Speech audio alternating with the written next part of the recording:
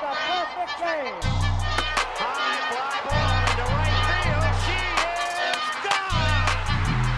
In a year that has been so improbable, the impossible has happened. Fernando Valenzuela has pitched a no-hitter.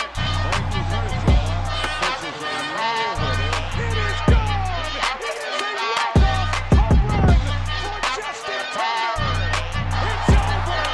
Muncy, a walk-off home run! This is way back! Walk 'em off! Chris Taylor!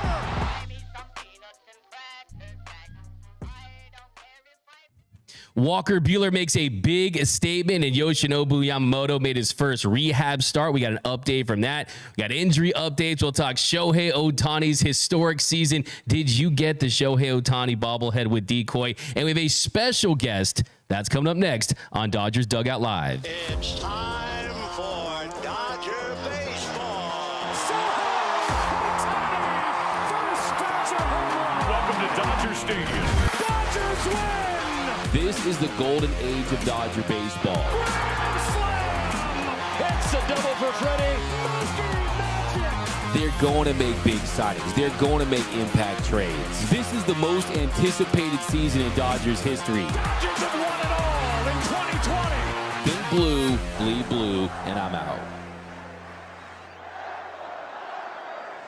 What is up, Dodgers Nation, and welcome to another episode of Dodgers Dugout Live, the #1 Dodgers show on YouTube, #1 Dodgers podcast. My name is Doug McKain, credential member of Dodgers Media. You can follow me on X and Instagram at DMac_LA. If you haven't yet, be sure to subscribe to the #1 Dodgers YouTube channel. Hit that subscribe button, hit that notification bell, hit that like button. But further ado, we got a special guest, Mr. Michael Cooper. Former Laker, joins the show, the 5-time NBA champion, 5-time NBA All-Defensive First Team, 3-time Defensive All-NBA Second Team, the 1991 Italian All-Star Game MVP, Mr. Michael Cooper, big-time Laker, but also a big-time fan of the Los Angeles Dodgers. Michael, thank you so much for joining us here on Dodgers Dugout Live. Oh, glad to be here. Yeah, let's go, baby. Let's go, Dodgers. Okay, before we get this show started, can we get this? Can I see the hat again, though? Your Hall of Fame lid? Oh, this is my Hall of Fame hat. Yeah, Okay. The lid is fire. You got a big lid. And can you let me know what autographs are on that? I mean, that thing is... All the inductees going in. It's Vince Carter, Chauncey Billups. I didn't get Simone Augustus. She was out of town. And Roy Williams, a couple of people that's already been in there. So... something I cherish a lot. That is what is up. I love the hat, and I really thought it was awesome seeing you at the stadium this weekend. You and a lot of the Showtime Lakers, and Dave Roberts was on the field. I mean, Dave Roberts looked like a kid all over again, reliving the Showtime era, him being a big Laker fan growing up. What was that like, just that experience at Dodger Stadium over the weekend? Well, you know, it's always fun to go to Dodger games and to be out there on the field. Makes you feel alive. You know what, as a player in the NBA, you can kind of feel the crowd a little bit. So I always thought it was kind of weird being a baseball player that you couldn't really feel that crowd. But you know what? At Dodger Stadium, the fans that pack that place, you can feel that energy on the floor out there on the field, and it kind of gives you another set of booster energy to kind of keep you going. But it was great being out there. Coach Roberts loved him. I made him give me a high five so he'd see if he had any hops in his legs. Yeah, and you played for some incredible coaches. I mean, the Pat Riley types of the world. What do you think is special about Dave Roberts, and why do you think he's the perfect manager for this club? Well, you know what? Coach Roberts, he allows the players to be themselves. And that's one thing like Pat Riley. When you got something great, you don't tinker around with it too much. You just put it out there and let the players do them things. And that's what Coach Roberts does. I mean, he lets the players be themselves. And you know what? Every now and then, all you have to do is stay on the officials, make the right changes when it comes to pitching. And you know what? The Dodgers are doing a great job this year. Absolutely. And you were a part of that Showtime era Lakers team. You won 5 championships, but there's nothing like that first one, that 1980 championship that you were a part of. And you look at this Dodgers team. Yes, they won in 2020, but this is a new era with Shohei Ohtani, and you have a lot of pieces they added. How difficult is it just to get that first big championship in a new era? And how do you think this team is dealing with that kind of pressure? I think they're handling it great. You know, they got Mookie Betts coming back from his injury, and he's now back in the fold and been playing well the last couple of games. But, whenever there's a new era of baseball and following such great organizations like the Dodger franchise over all the years, Laker franchise over the years, you want to establish kind of like your own identity in that decade. And we're in 2024 now. So these players are looking to do that. And the fun part about it is the fans are right there with them. Dodger Nation is right there all the way. You had to admire that big old crowd yesterday for the Shohei Ohtani bobblehead. Yeah, there you go. You didn't get a gold one, did you? No, and I didn't get a goal. Thanks for pointing that out. Lucky. Yeah. The one that kind of looked like the Larry O'Brien trophy, right? No, not that one. But I like how the dog bobbles too, so that's pretty cool. And he threw out the first pitch. I think he should be high on Dave Roberts' bullpen trust tree at this point. But yeah, it was quite the scene yesterday. We got to get you on. But, again, just the fact that they're trying to establish their own identity for this Dodger team, and winning a championship, a world championship would take that over the top. Absolutely. And you played with some of the biggest stars in the game. I mean, Kareem, Magic Johnson. I mean, in his era, no one gets any bigger. I mean, the $1 million smile, the way he played that position with such pizzazz, with the flair, with what he's able to do in the city. When you look at this era, you mentioned Mookie Betts, but where the potential for Shohei Ohtani to kind of get amongst those greats, the Kobe Bryants, the Magic Johnsons in this city, do you think he has the potential to do that? And what does he need to do to reach that tier of LA stars? You know what? He just has to continue to play within the team. Team means together, everyone achieves more. And I believe that's why Shohei is playing the way he is, because the team is allowing him to be great. He's a great player in his own right. But you got to remember, Sandy Koufax, the late, great Don Drysdale. You have so many great Dodger players, Ron Say, that has come through this organization. And all he's doing is just putting his name amongst the stars. And no better way is to do it as an individual, but then help the team do it and win that championship, the World Series. Absolutely. I want to ask you too, Michael, early in FanFest, Mookie told us that this season, the Dodgers were going to be every team's World Series. They had a bullseye on their back. They kind of leaned into the villain role. You guys were the same way. When the Lakers came to town during the Showtime era, the place was sold out. It was such a scene. How real do you think that is as far as the opposing team elevating their level of play because of who they're going up against? How real do you think that is? Because they're all professional athletes, but how real do you think that is? No, it's very real. I mean, you got the bullseye on your back. The teams that are below 500 or down there are going to play like champions that night because of who you are and what you have established as this season. So to do it, and you're taking everybody's best shot, that's the most glamorous part about this. When you do win the championship, is, you know what? We didn't get any nights off. We had to come play at our level, the level that we established, and play our game. And when you do that, it's a gratifying feeling to win a championship, but it's also gratifying to know that you can, the game of baseball and sports is about inspiration. And you inspire your team, but then you'd like to inspire others because you only want the other team's best. You don't want them to say, injuries are part of the game, but, we're missing this player or that player. It doesn't matter. They're playing at their best level because of who you are. And the Dodgers, I know, are going to be this year's World Series champions. There you go. He says it, Michael Cooper, the Dodgers winning that championship. Now, as far as the course of the season, you have your ebbs and flows, you have your ups and downs. Take me back to your time as a Laker and how important it is to kind of peak at the right time, and how you kind of accomplish that, and what this Dodger team needs to do that as well. Well, when we were playing, we tried to establish our game early, back in exhibition season and training camp. You want to get things going and everybody fall into shape. And again, injuries are part of the game.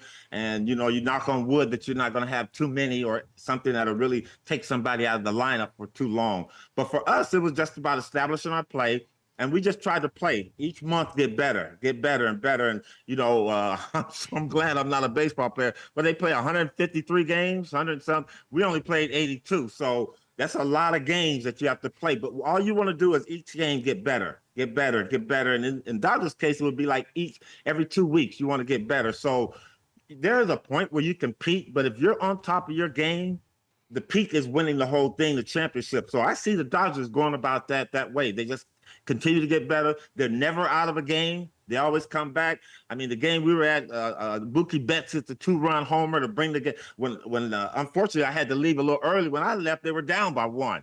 As soon as I get out to the parking lot, you hear the crowd roaring, and I turn on my radio, and they're up by 1. So that's what you want to do, is just keep that competitive nature. Never say I'm out of this until the last pitch or the clock runs out, and that's what the Dodgers are doing. I don't think there's a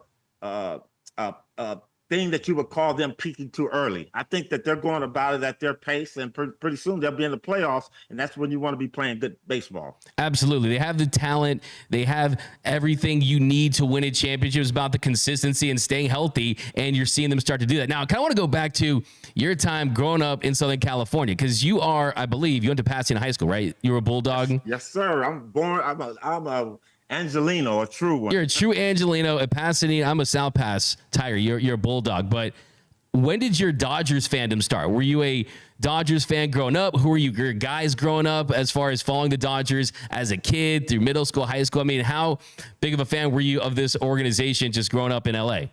Oh, my uncles were baseball fans. Yeah. And they loved the Dodgers. I go back to Maury Wills. I go way back there, players like that.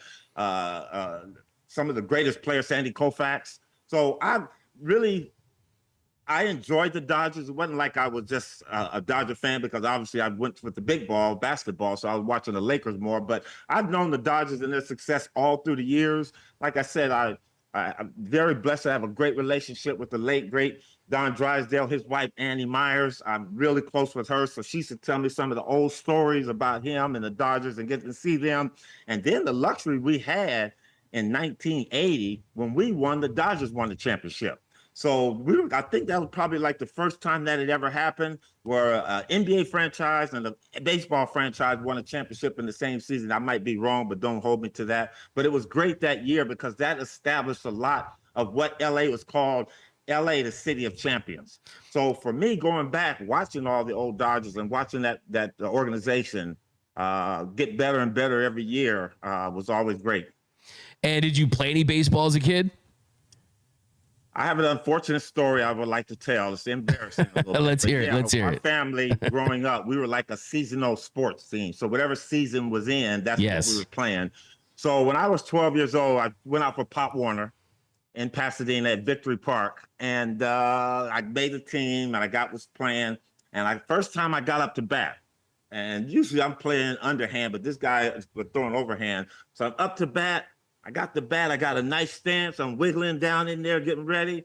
Guy throws a fastball and hits me in my lead leg, which is my left leg, hit me in the thigh.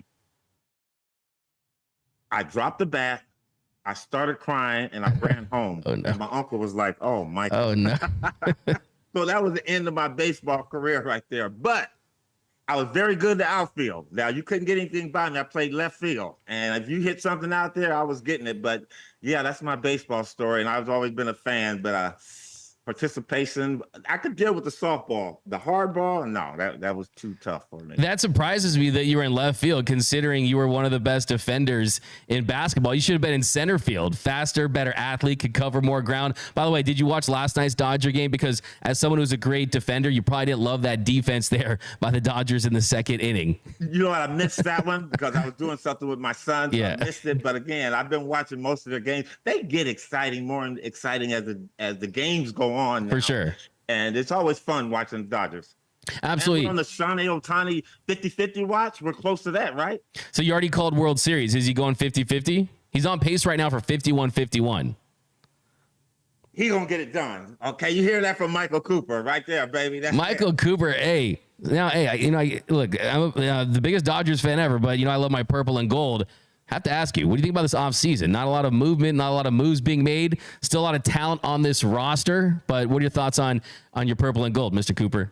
I think the Lakers obviously didn't make a move. I think the one thing that keeps them in the talk, so to say, is obviously Bronny, LeBron's son, joining the team. And I actually like that move. Now, will Bronny be as good as his dad? Probably not. He's not 6'9". He's 6'1", 6'2". But he's going to be a very good pro basketball player. I really do believe that. I see the Lakers just can play good basketball. I think the Lakers move will come at the trade deadline in February. I think that's when they'll be able to make a trade because teams will be washing players out and they'll be trying to find different things, different roles and stuff like that. And I think the Lakers might be, even before then, if they come up with a good trade during that, I think the Lakers will go deep in the playoffs this year. I think they're going to struggle early, but they're still going to fight their way back into it. And as you said, as long as you got LeBron, a healthy AD, a healthy Reeves, you'll be in competition. But I was a little disappointed that they didn't do anything. But again, you got to leave it to the powers that be over there, is that they're going to get it done the right way. And we just have to wait and see. But every season, if the Lakers are healthy at the beginning of the season, they can win a championship. For sure. The talent is there. By the way, we got a comment from Noise by Noel. Noel Sanchez says, Michael Jordan didn't win a championship until Michael Cooper retired, and to never forget that. Exactly. So who sent Mr. Noel Sanchez, our social media guru here. Well, you better believe it. You man. go, Noel. Yeah, absolutely. You got some hot takes. I mean, I think absolutely Bronny James, a lot of talent. I mean, I don't know if you're going to say he's going to win Rookie of the Year or something wild like that, but I think you're right. I mean, what he looked like after the rough start, he does look like an NBA caliber player if he gets enough reps there in the G League and really puts in the time and work ethic. And by all accounts, he definitely has that. How did you feel about the decision to hire JJ Redick? I wasn't a big fan of it, but I think he was the right person. Obviously, I think there was a couple of people they were looking at before him and they couldn't get him. So I think right now he might be the right fit. Will he be a Pat Riley? That remains to be seen. He has Pat Riley's looks. Nice young man, wears nice clothes, hair's clean and cut. You don't have the oil in it, but that'll come soon. Yeah.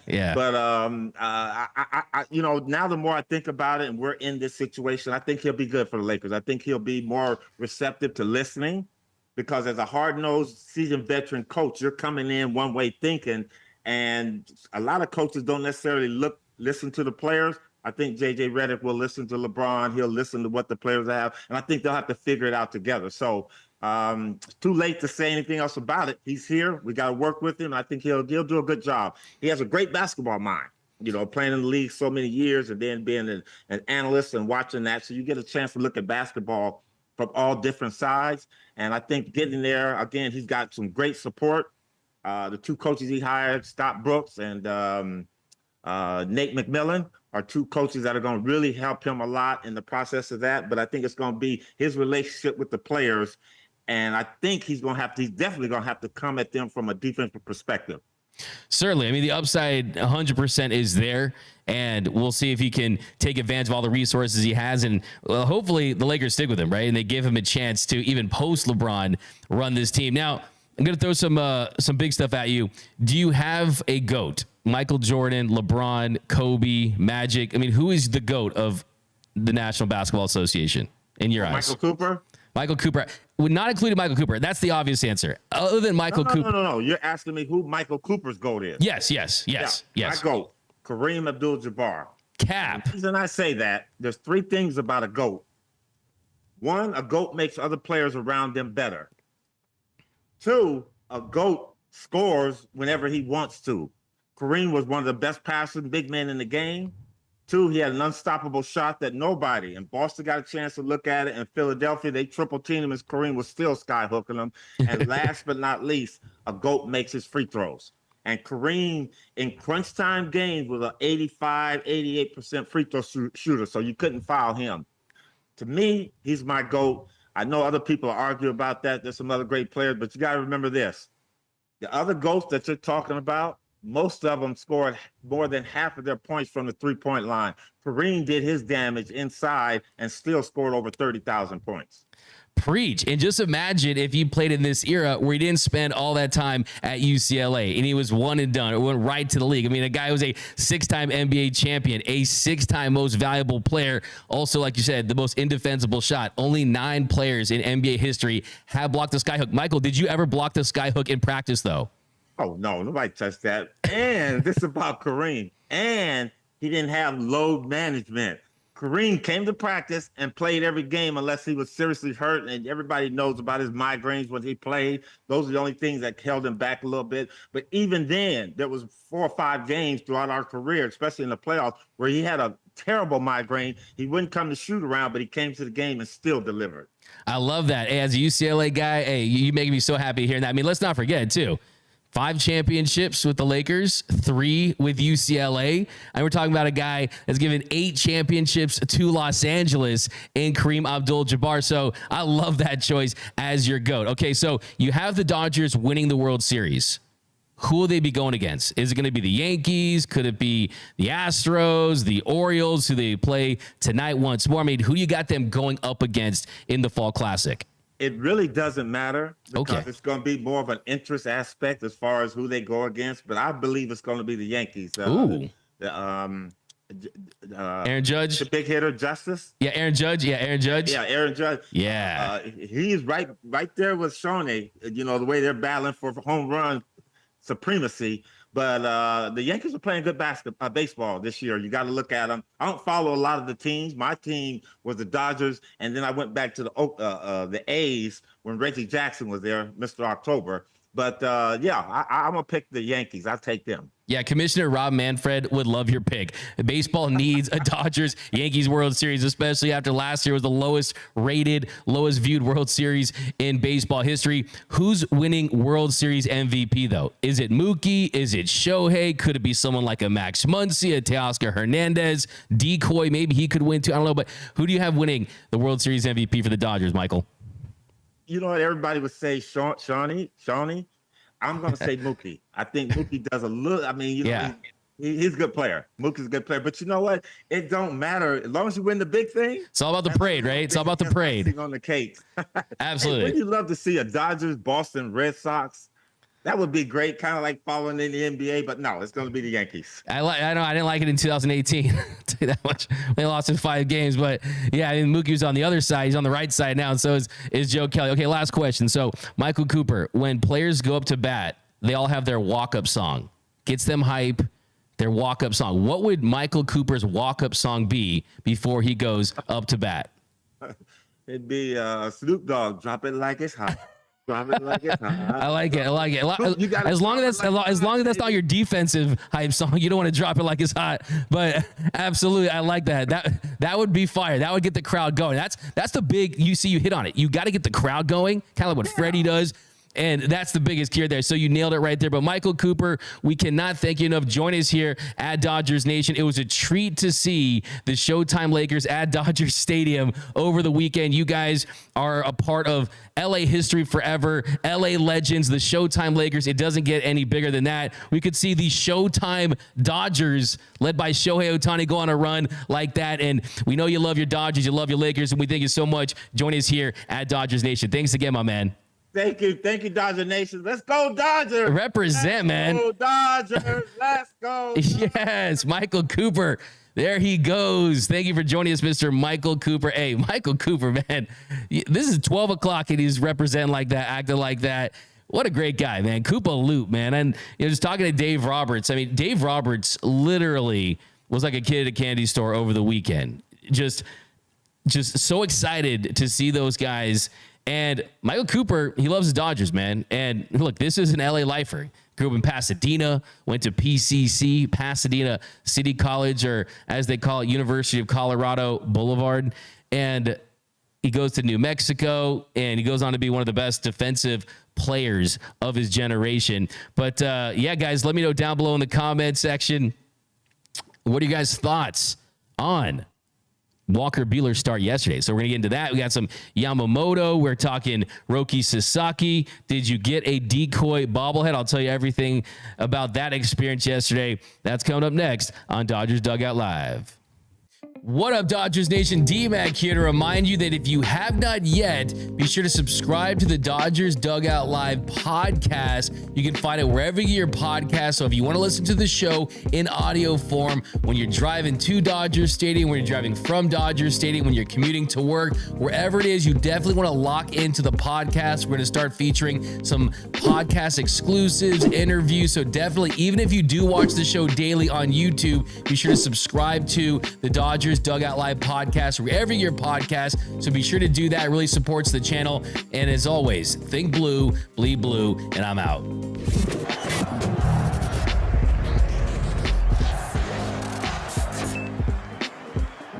And And welcome back to Dodgers Dugout Live. By the way, just a reminder, this episode is brought to you by Bet Online. Bet Online is the world's most trusted betting platform and your number one source for everything football. Bet Online has every stat, every matchup, and even live odds and spreads to bet on during the games. Think you know your stuff? Get in on our $200,000 mega contest and pick 5 games against the spread every week for your chance at weekly prizes and a share of $200,000. When the game's over, head on over to their online casino and get in on a game of blackjack or poker or unwind with one of their over 150 slot games. Head to the website today to get in on the action. Bet Online. The game starts here. So fire away in the comments. What are your thoughts on Michael Cooper? You probably are shocked. The Dodger podcast featuring Michael Cooper, but he hit us up on Instagram. He was so excited about being at Dodger Stadium, wanted to be on the show, was a fan of the show, fan of your boys in blue, so had to get him on. You're not going to say no to a Lakers champion, that's for sure. And I also think that he offered some good insight as far as what it takes and the mindset it requires to win a championship and how important it is to peak at the right time. Also, I love this Kareem Goat chat. I love that. I mean, that was great. We got to Chris Forsker, Showtime Lakers, still the best Lakers team of all time, easily. No doubt about it. I think 2001 Lakers would like to have a word, but the depth of that team was better. I mean, hey, could do Lakers show every day if you want. We got Exodus Coop, definition of lockdown defense against Boston. Carlos Perez, if we had a Pat Riley type of manager, the Dodgers would have multiple World Series rings. Martin Troop, Dusty Baker would be the Dodgers' Pat Riley. If Jose Aguirre, Dodgers, Dave Roberts will go down as the greatest Dodgers manager of all time. That is an extremely scorching and sure to be unpopular take down below. That's for sure. We got W. Bazil. The gold one looks like C3P Ohtani. There's the comment of the show so far. The C3P Ohtani. So we'll start right there. Perfect. Yesterday was absolutely insane. I got to Dodger Stadium around 2 o'clock.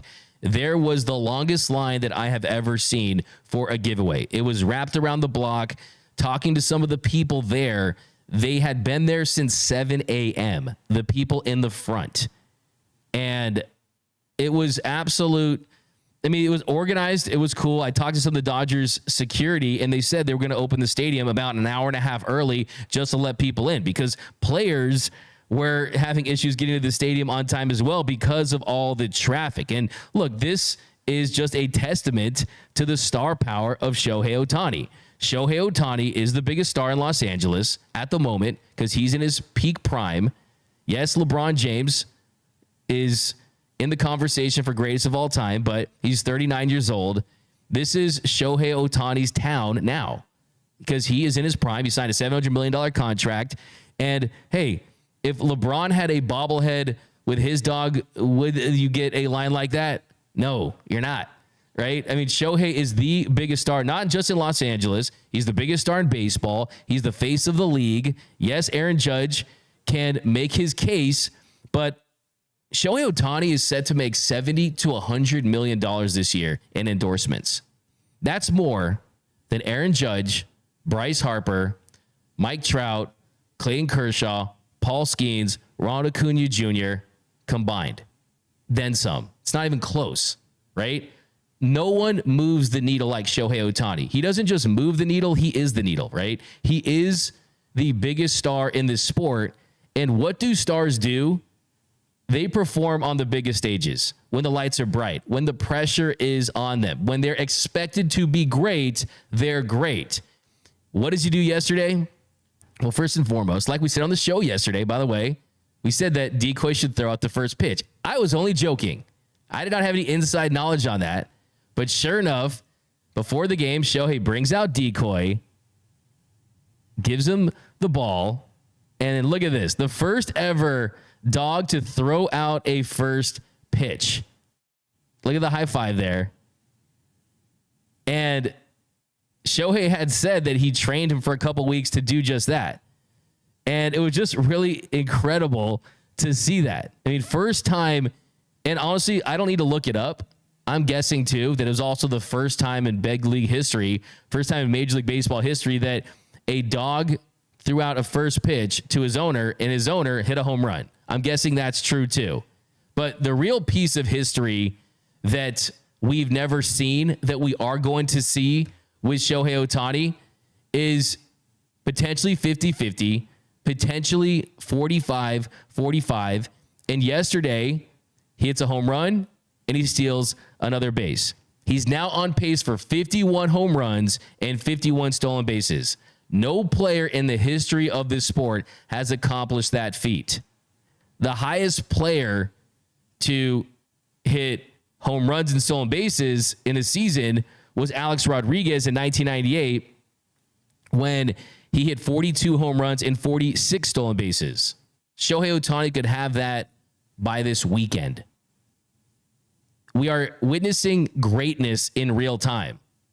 You are going to be telling your grandkids that you saw Shohei Ohtani play, and your grandkids are going to tell their grandkids that their grandparents saw Shohei Ohtani play. That is how big time he is. And as far as the bobblehead selfie goes, the gold one was pretty cool. By the way, if you don't know, there was a box that indicated with the paw on it that it was a gold one. So the gold one was pretty cool. I like this one better. I know it's not as valuable. I like this one better because you get the Dodger blue. I just heard the C3PO thing. You can't unsee that. Kind of looks like an Oscar. By the way, an Oscar is 13.5 inches. But for me, I like the OG one. I like it. I mean, I think for me, you got Shohei, you got Decoy, you got his paw star here right in his hands. And by the way, I mean, look how this year has changed for Shohei Ohtani. The year started, and we were fearing one of the worst potential scandals where his translator was betting on sports, and he gets fired, to now his dog is throwing at the first pitch. He's going to make history. So I told you then, I'll tell you again, that he was going to repair any issues he might have had with his image, and he did it very, very quickly. And I still think that he was innocent in that. But let me know down below in the comment section. What are your thoughts on Decoy, on Shohei, on the fact that he comes through in a big spot and he hits a home run right off the bat? I mean, how did he get 40-40? Grand slam walk-off. Dude is different. Dude is built different. He trains different. This is an injured pitcher. This is a guy that I saw throw a bullpen session before the game. And what does he do? Bottom of the first inning. Also, good at bat, too. I mean, 1-2 count, fouled off the fourth pitch, and he gets a slider on the outer third, and he just lifts it, just hooks it out. The strength, boom! The strength that he possesses to that. By the way, I love how the girl catches it, the little kid catches that ball. What an amazing night. I mean, Dodger Stadium is a party every single night. If you haven't been out to a game, it feels different. It's an event. Every single game feels like an event. It feels like a postseason game because of watching this team and all their star power. We got Chris Ferguson, D-Mac. What would be your walk-up song? Mine would be To Live and Die in L.A. That's awesome. I like that. I think if I would go for a Tupac song, I would go Ambitions as a Rider. I won't deny. I'd probably do that. And have a Doug Life tattoo instead of Thug Life on my abs. But also, I was always thinking too, my walk-up song, I would do the Doug theme song. The do. You guys too young for Doug? Let me know down below. What was your walk-up song? How about this? Tony Taters. Let me guess. I'm going to take a shot in the dark here. You'll probably be right. Is it a Van Halen song? It would right now. No. Hey, Pasadena too. It would probably be the 5150 solo and the song 5150, but honestly, I would probably have the 5150. Shohei's on pace. That's right, but I would probably get the 1989 Tim Burton Batman theme song for my walk-up song. Ooh, that'd be pretty sick. Man, how about that? How about that soundtrack with Prince? Oh, yeah, that's right. That was incredible. How about Serena? What would your walk-up song be? You're putting me under pressure. You can throw out some. Probably like Work by Rihanna. So work. Put in work. Which she didn't give Drake credit for that song. He got no writing credits for it. Mm-hmm. Yeah, no, Riri. Hey, you can't go wrong with that like that. Work. And honestly, like part of the battle is like you got to just pick a song that you know the crowd is gonna vibe with. That's one of those songs where it's like try not to dance challenge. You know what I mean? And you would have to break on that one. So I like that's a good choice. But let me know down below in the comment section. What would your walk-up songs be? Let me know down below. We got Pat Peterson. Decoy could start a trend to get bat dogs into Major League Baseball. CT3 walk-up song should be tiptoe through the tulips. Oh, come on now. That's a bruh. Come on. Bruh. That's all right, though. I like it. I don't hide your takes on this show, guys. Martin Troop, D-Mac, your walk-up song should be the Dougie. No, teach me how to Dougie. That'd be kind of cool. I like that. Man, that's one of those. I've watched tutorials like for hours, and still, I can't really, I tried to learn that, and no one's taught me how to Dougie. But Sabotage by Beastie Boys, that'd be awesome. That's great. I feel like a player has had that. Metallica, Frayed, and Sanity, that'd be a banger right there. Roy Estrada, Dodger Blue by Brownside, Prince, Work from Alonso, Jonas Bassis. Mine would be Dumb and Dumber, most annoying sound in the world. That'd be pretty cool. We got Mike Lopez, $2. What are the chances of Ohtani closing part-time? This season, I would say 0. I think there's a better chance that Decoy closes out the World Series than Shohei Ohtani, just because you have bullpen depth coming back. Ryan Brazier's looked excellent. Michael Kopech is, Dave Roberts doesn't want to say it, but Michael Kopech, I think, ends up with the lion's share of the save opportunities because he gets back-to-back saves. And by the way, I saw Michael Kopech before the game talking to his agent, Scott Boras, and they were talking, and you know what all 4 of those guys had? Kopech, Boras, the 2 Boras guys, they all had big-time smiles on their faces because Scott Boras knows that his client, Michael Kopech, is in a perfect situation. So Josh Hader got a couple years ago. Michael Kopech was in baseball hell. By the way, someone please check in on Miguel Vargas. Please give my man a hug. I'm gonna have to go flat to Chicago. Just checking on my guy, Miggy Varg. Okay. I don't know if you guys saw that, but then he goes to baseball heaven with the Dodgers, and now he can set himself up for a really, really nice payday after next season. So he's under one more year of team control. But so far, Michael Kopech with the Dodgers, 13 1/3 innings of work. He's allowed just 1 run on 3 hits, 19 strikeouts to 3 walks, a .68 ERA, 3 saves. And it's not just the numbers, it's the presence, it's the dominance. 102.6 miles per hour on the gun. It's the hardest throw we've seen for the Dodgers since 2009 when Jonathan Broxton hit 103.5, which is kind of crazy when you think about that. But yeah, we got to Kopech needs a new walk-up song, though. I'd suggest Fuel by Metallica. D-Mac, no jinxing. I'll do my best. Kenny Chung, Miggy Vargas should have trotted home, should have acted like he belonged. Oh, you're talking about, I don't think that was it. By the way, I know a player talking about the hustle there against the Astros in the Saturday game of that series where Kike overruns the bag. Yeah, just remember all these games. Vargas on retirement watch. Ouch. So I got some Bronny James takes. Yeah, Bronny turned around. Like my hot take early on Bronny James was that Bronny James was going to retire before LeBron James, based on how the first couple of games looked. But he turned it around for sure. David Valenzuela, you're cold for this one. He said Aaron Justice about to be paid. Hey, come on, give my man a break, okay? Come on. Why you got to be like that? For sure. But we got a lot of people talking about Decoy. Yeah, the greatest moment in baseball history. None's going to top that. I mean, for sure. I mean, what he is, he's not a man's best friend. He's Superman's best friend. And Ohtani can do it all. He can even train dogs. So that was great to see. He was excited about that. But next big up, and I cannot wait to talk about this. A big, massive let's go Dodgers for Walker bleeping Buehler. I saw all over the X after his last start, people tweeting out, this should have been Walker Buehler's last start. Walker Buehler is washed. Walker Buehler is cooked. Send Walker Buehler to the sun. It's over for Walker Buehler.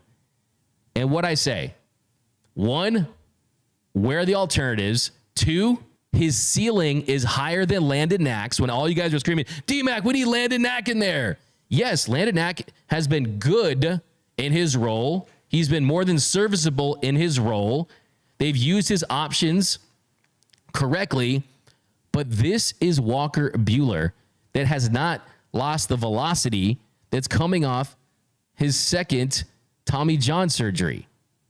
And last night, he not only earned another start, but last night he showed the potential to, if things don't go right for some of the pitchers that the Dodgers are hoping to get back. Tyler Glass now is still trying to work his way back. He's dealing with the elbow tendonitis. Dave told us that it's a slow process for Tyler Glass now. Yoshinobu Yamamoto, who made his first rehab start. We'll talk about that in a second. We'll see how things go for Clayton Kershaw and Gavin Stone and Jack Flaherty. But this is a good problem that's happening for the Dodgers. And the good problem is Bobby Miller looks better. 9 strikeouts, 18 swings and misses against the Rays last Friday. Walker Buehler said last night after the game, he told us that was the most like himself that he's felt since 2021. And why is that relevant?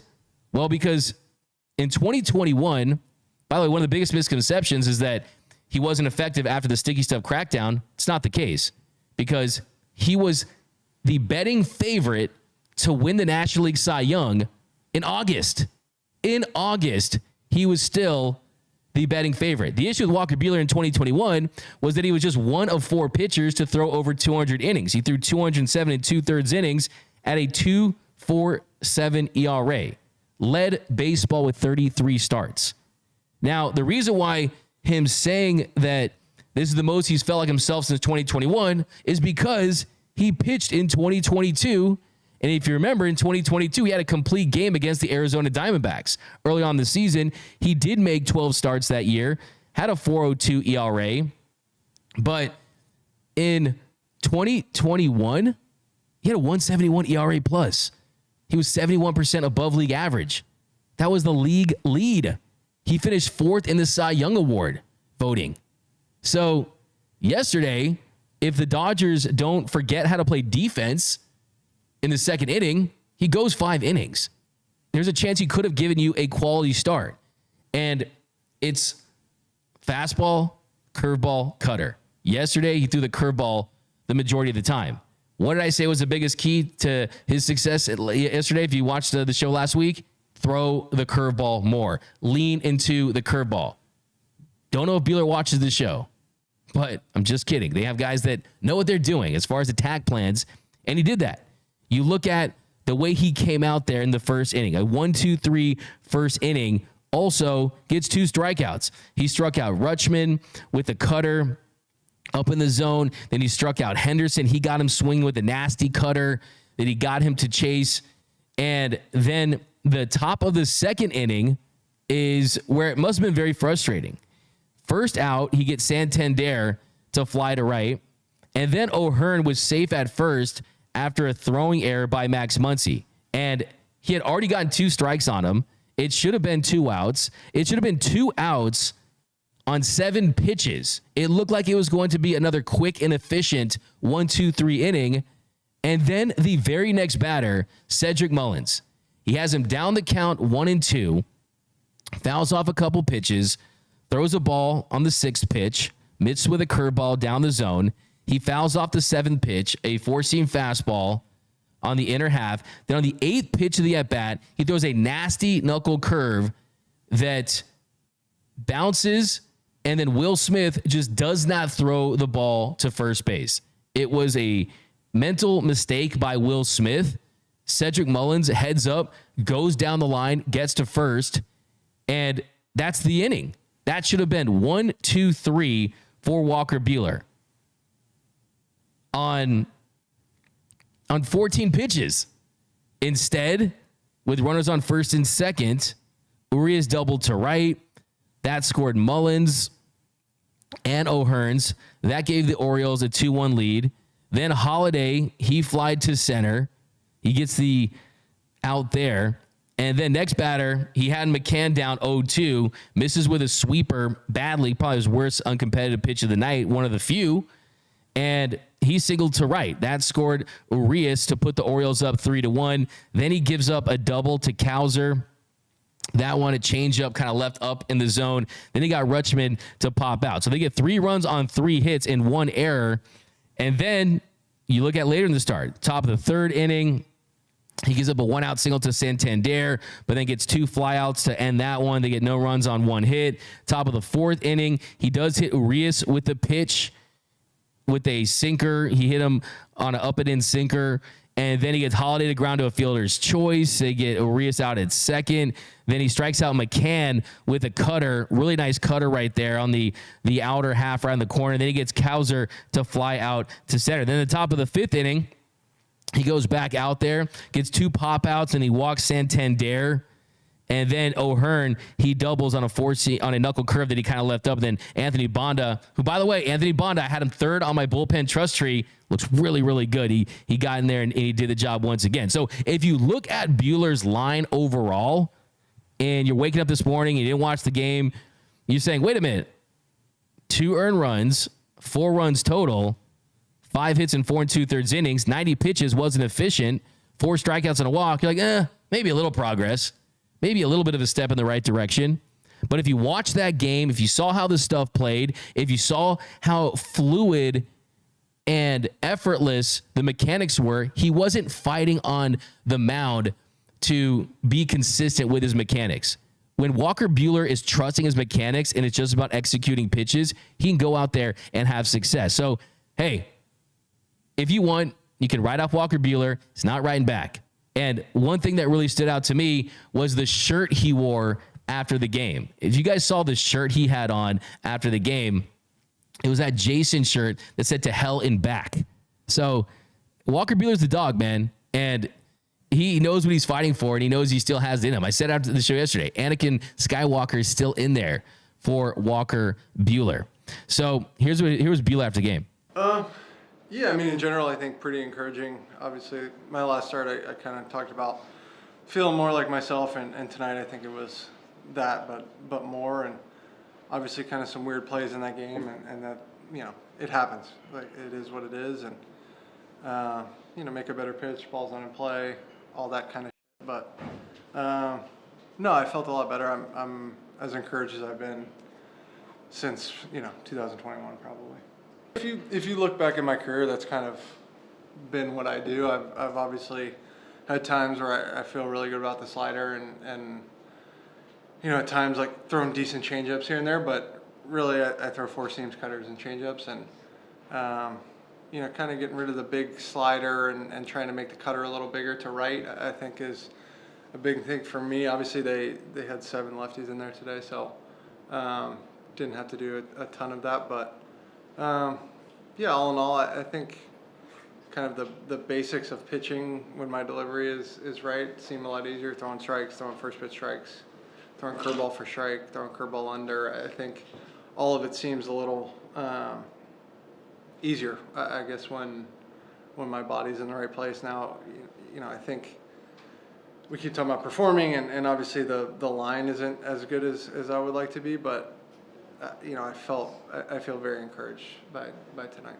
I mean, I think the longer I've been here, the more we look at these kind of like underlying numbers stuff and all of that. And I think tonight was probably one of my better starts in a long time, from swing and miss, strike percentage, things like that. And so you kind of have to trust that and believe that, it's all going to even out or whatever. But, it's one of the better offenses in baseball right now, and I felt like at least I had like a fighting chance to get everybody out. It wasn't kind of like I hope they get themselves out. I felt like I could get guys out, and there's bits and pieces that didn't go perfectly like that, but for the most part, I felt pretty competitive.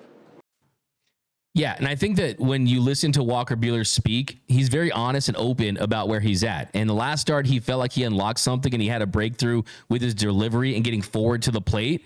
And you saw the progress in the very next start. So I think that's one thing that you have to give him a lot of credit for, is how open he is. And a lot of people are upset with Will Smith, for sure. Yeah, I mean, Will Smith, look, he's been great behind the plate, throwing out runners, block balls. He hasn't been so great. Last night, he hit one hard, gave one a ride, but he ends up going on the night 0 for 3. He's been a 200-ish hitter for the last 3+ months of the season. So the offense has been very, very down for Will Smith. We'll do a deep dive into that one. But real quick, before we get out of here, a little bit on Roki Sasaki. So it was reported by Bob Nightingale last week that maybe Roki Sasaki was not going to be available. But Jeff Passan has some new nuggets about Roki Sasaki. Now, before we get into this, if you don't know, Roki Sasaki, Japanese player in the NPB, one of the best young pitchers on the planet. I've said he's going to be the Dodgers' Paul Skeens, potentially. And sure, the year he's had hasn't been the best year. There's no doubt about that. But still, a 2.45 ERA, 91 strikeouts, 21 walks in 77 innings. And the stuff is there. I mean, he still has a nasty splitter, a ridiculous fastball where he can hit triple digits. So the potential is still there. But here's some nuggets from Jeff Passan. He says, Sasaki's relationship with the Marines was damaged accordingly, and he wants to leave again. The Marines plan to decide whether to put Sasaki in the posting system after this season. Were they to do so before 2026, they would receive a posting fee of less than $2 million.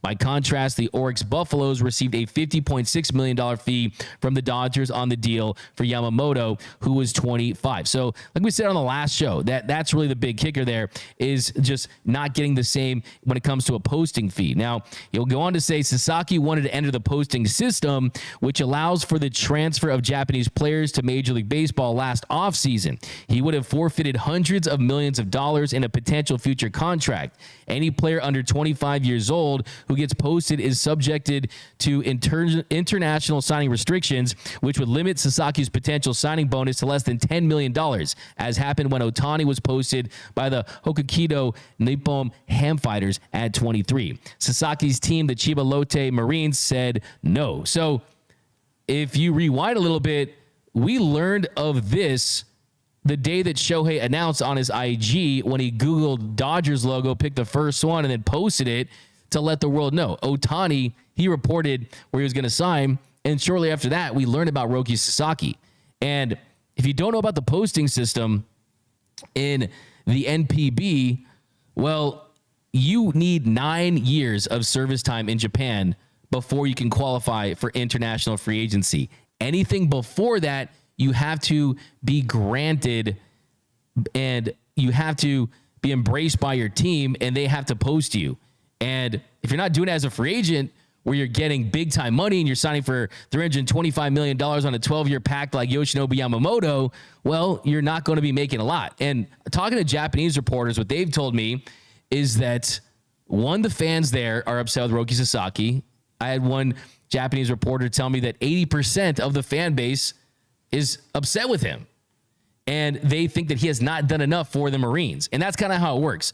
The franchise has to feel like you've done enough for them, whether it be going out there and winning big games or winning a championship or doing enough.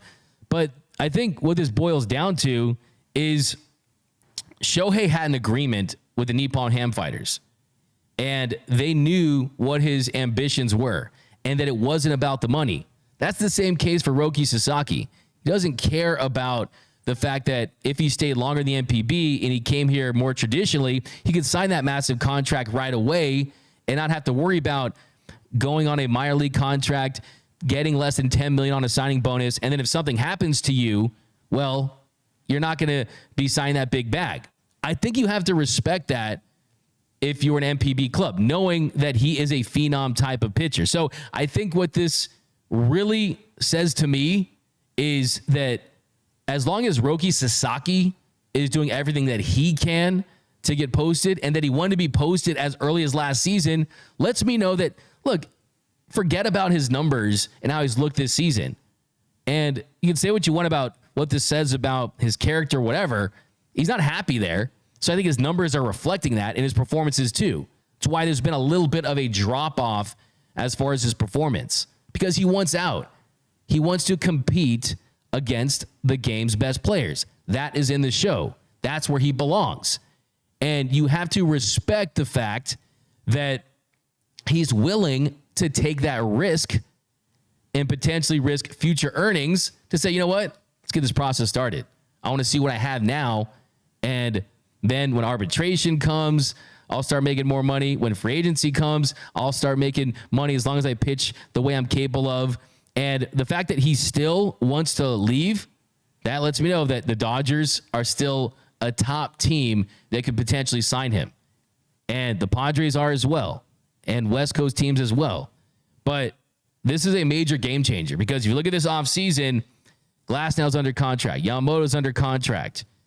Kersh has the option, the player option to come back. I think that he wants to come back and get that 3,000th strikeout and become the 20th pitcher in big league history to reach 3K when it comes to punch outs. And it would become just the 4th left-handed pitcher of all time to accomplish that feat too. Only 3 lefties: Steve Carlton, Randy Johnson, CC Sabathia. Kersh would be the 4th. So Jack Flaherty is going to be a free agent. This feels like a rental. I like the fit. Feels like a rental. Bobby Miller looks better. Walker Buehler is a free agent. If he pitches strong, maybe he gets a bet on yourself deal with another team. Maybe he comes back. I don't think the Dodgers will offer him a qualifying offer. But Max Fried's a free agent. But if you could get Roki Sasaki and you add him to this current mix, Gavin Stone looks fantastic this season. You don't have to go out there and spend big money on a free agent. Look at this rotation next season. Tyler Glasnow as your ace, Yoshinobu Yamamoto as your number 2, then Gavin Stone as your 3, Roki Sasaki as your 3, 4, and then Bobby Miller as your 5. And you just got Landon Knack as depth. Dustin May, Tony Gonsolin still trying to work their way back. This would be massive. Then you could pour that money into the shortstop position or try to extend Teoscar Hernandez if you want to allocate those funds that way. But we got a $4.99 super chat from DMAC Jr. What are the chances my dad loves me more than Miggy Vargas? I love you both the same, man. I love all my kids the same, okay? And Miguel Vargas, oh my gosh, Tony Tater's put it up there. Oh my goodness. Wow. Let me see that again. Miguel Vargas. We'll always be here for you, man. If Miguel Vargas has 1 million fans, then I'm one of them. Miguel Vargas has 5 fans, and I'm one of them. If Miguel Vargas has 1 fan, that is me. If Miguel Vargas has no fans, that means I'm no longer on this earth. Miggy Varg, we'll get through this. But a couple more guys. And, we already mentioned that. Ohtani right at the top. So, I mean, look at this rotation next season. Shohei Ohtani. By the way, his bullpen, just watching it yesterday, it's so effortless to watch him on the mound, and he's doing it with joy, with a big smile on his face. But I think that's a given right there, right? I think the question marks are Glasnow's health, Yamamoto's health. We know that Shohei is going to be back. Shohei is going to be getting the ball when the Dodgers open their season against the Chicago Cubs in Japan. So Shohei Ohtani, Tyler Glasnow, Yamamoto, Gavin Stone, Bobby Miller, Roki Sasaki, Tony Gonsolin, Landon Knack, Dustin May, Clayton Kershaw comes back on the player option. You already had 10 possible arms, right? So it's definitely LSU Jones says Gavin Stone's our best pitcher for sure. Absolutely, guys. But that is going to do it for this episode of Dodgers Dugout Live. My name is Doug McKain. You can follow me on X and Instagram at DMac_LA. If you haven't yet, be sure to comment down below all your takes. We're going to announce our next giveaway very, very soon. Past 96,000 a couple of days ago. And Oscar says 6-man rotation. That's what it's going to be. They're going to go to a 6-man rotation. And even if they're not going to say that, they're going to take advantage of the days off and take advantage of any options they have. You're going to see that for sure. But thanks again, guys. As always, IB Stroking BC. Thanks again to Mr. Michael Cooper, always representing his purple and gold and his boys in blue. Thank you, guys. And remember, nothing brings together quite like Dodger baseball. My name is Doug McKain. You can follow me on X and Instagram at DMac_LA. And until next time, think blue, bleed blue.